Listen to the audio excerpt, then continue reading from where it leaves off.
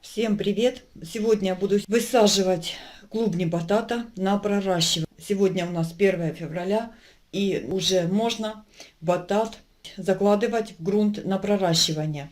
Это батат пищевой, но он тоже будет очень красивый в цветочных горшках или в кашпо. У него очень декоративная листва, поэтому для меня хватит вот этих клубней для того, чтобы задекорировать свои цветочные кашпо. Значит, у меня есть сорт Махан, Мускат, Purple, Betty, белый и Афганц. Немножко он подмороженный, я половину удалила батата, потому что он был подмороженный.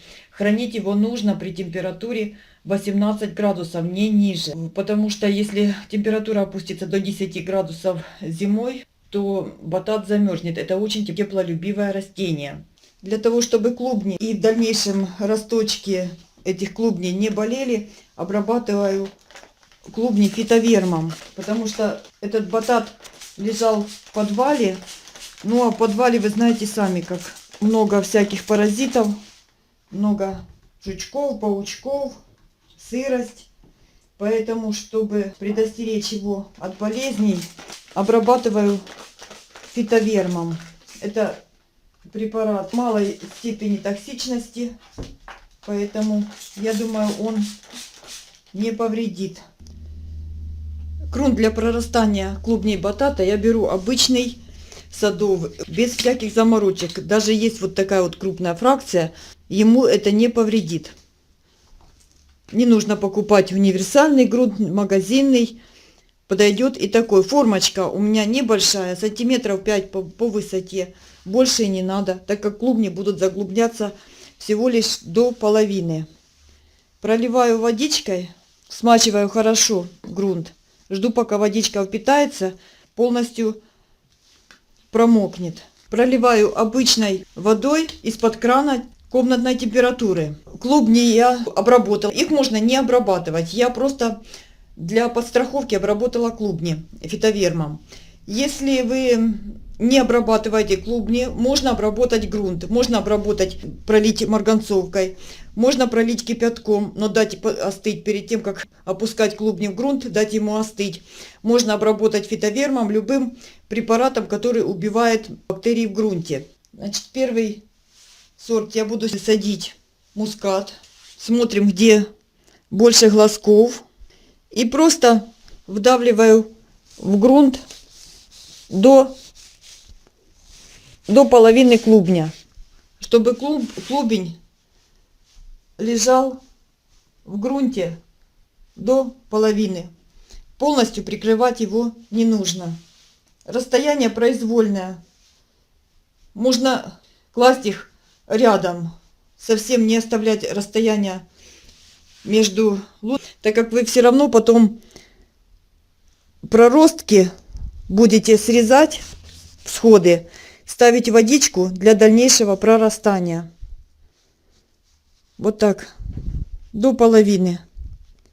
Вот вдавили грунтом, по бокам присыпали. И вот так они у меня будут прорастать. Это несложно, но зато вы будете, если вы садите батат для еды, вы будете с едой. Если для цветов, для красоты, значит, будете с цветами и с красотой. И вот здесь у меня клубень. Я его отломала, пробовала, годится он или не годится. Но он как бы еще живой, мякоть хорошая. Но по краям немножко мягенький. Значит, я покажу вам, что я с ним сейчас сделаю. Я его промыла хорошо. Обрезаю все мягкие, испорченные места до такого, до твердого.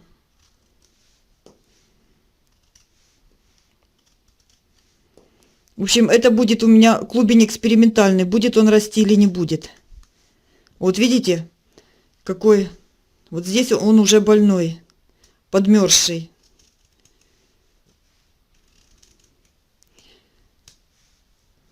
Вот так. И сейчас просто замажу вот эти места срезов зеленкой. Георгины мы обрабатываем точно так же, когда достаем из подвала, для того, чтобы они проросли.